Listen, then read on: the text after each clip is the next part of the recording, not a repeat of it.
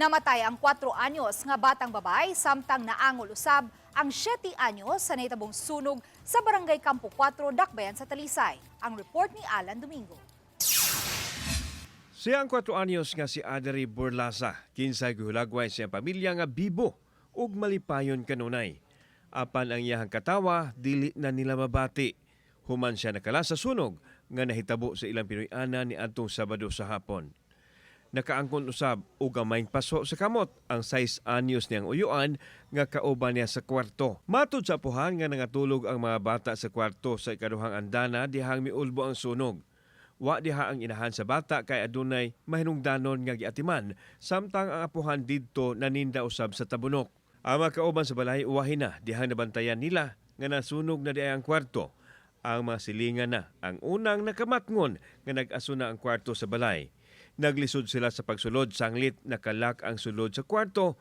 Una nakagawas ang 6 anyos ug ang 5 anyos nahilos na ang lawas dihang nakuha sa kwarto. Automatic lock, sir. Kay bisag kinsa wa may bisag unsaon pagpati dili man gid nila maabli.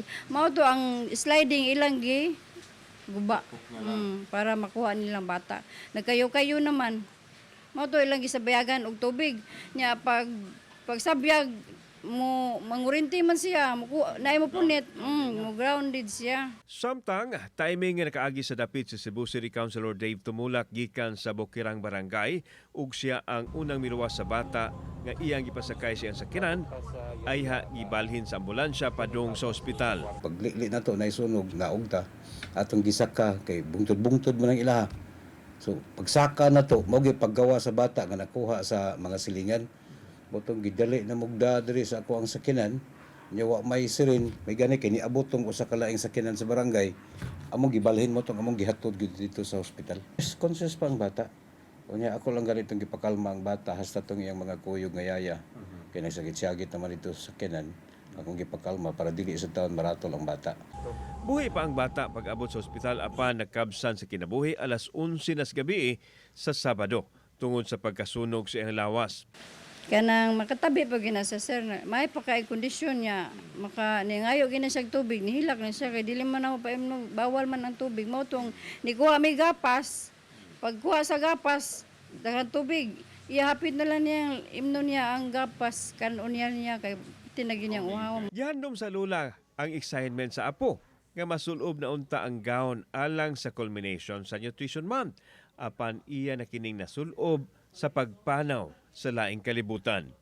Gisusi pa sa Talisay City Fire ang kinatibuk ang sirkumstansya sa sunog nga nagbilin og danyos nga 18,000 pesos. Actually, wa gyud masunog ang tibok kwarto, gamay ra man.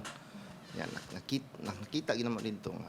Initially, ang hinungdan jud nato, ang initially ginamo na investigation nato, ang kato yung clip-pan nga gi-clip sa bangko, natagak sa sahog.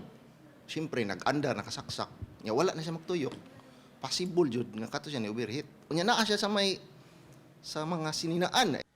Kauban si Clufer Lumayag, ako si Alan Domingo. Balitang Bisdak.